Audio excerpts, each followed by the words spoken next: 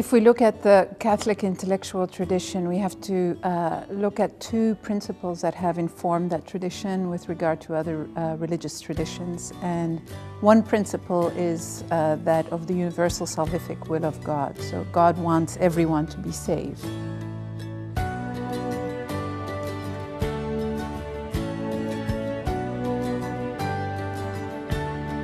A fundamental principle of Christian faith is that you have to be baptized for salvation.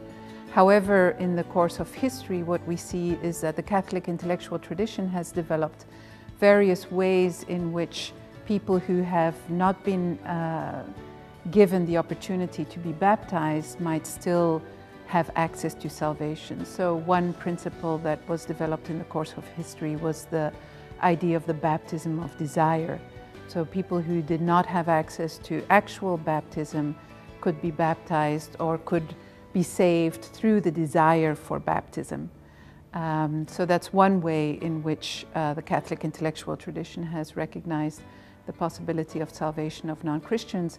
Another principle is the principle of invincible ignorance that was developed by Thomas Aquinas, namely that people who through no fault of their own had not had access to the truth of the gospel could still be saved.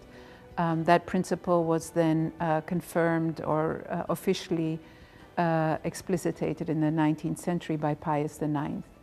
But it's really only at Vatican II that the Church has said anything formal or official about non-Christian religions, and in particular in the document Nostra Aetate, which is one of the smallest documents of Vatican II, paragraph 2 reads that the Catholic Church rejects nothing of what is true and holy in these religions.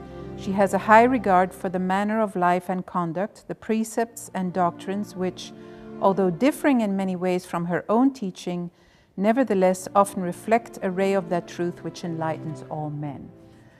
So this short text really establishes the basis for openness to other religions and to constructive engagement with other religious traditions. So that has led, after Vatican II, to a flood of interest in other religious traditions and to the development of various types of interreligious dialogue. Vatican documents talk about the 4 types of dialogue: the dialogue of daily life, the dialogue of social action, the dialogue of theological reflection, and the dialogue of spiritual experiences. You can add to that also the more formal dialogue between leaders of different religious traditions, but those are the types of ways in which the Church has engaged in dialogue with other religious traditions. The type of dialogue that I am mostly involved with and that we are mostly involved with at Boston College is, of course, a theological dialogue.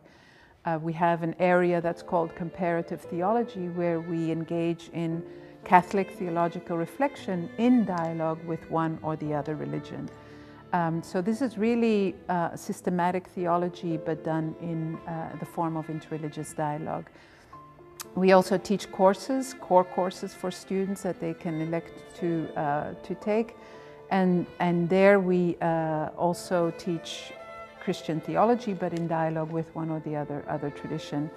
And students usually take this course because they think they know everything about Christianity or because they are not interested in Christianity. And these courses are really a fantastic way for students to rediscover their tradition or to discover the Christian tradition in a new way through seeing it in light of another religious tradition.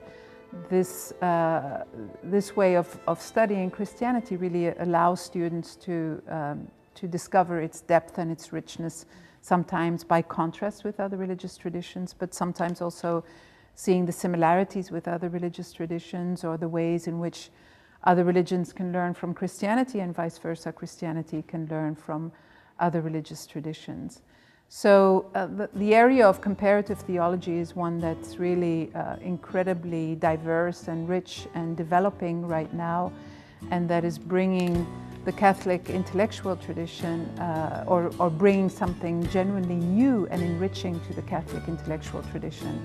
It still remains to be seen how all of this is going to be integrated and absorbed within classical theology, but it's certainly a very new, creative and interesting way in which the Catholic intellectual tradition can be enriched by interreligious dialogue.